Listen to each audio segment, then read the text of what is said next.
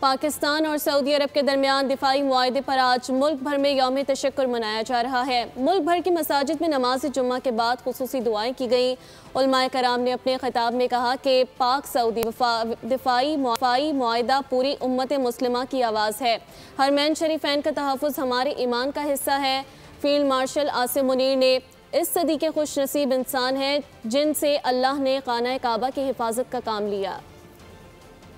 वायदा हुआ है तेरी पाक सरजमीन के दिफा और तहफ़्फ़ुज़ का, या रब्बल आलमीन इस मुआहदे को या अल्लाह पूरा करने की तौफीक अता फरमा दे। या अल्लाह हमें हकीकी तौर पर या अल्लाह हमें मुहाफ़िज़ बना दे।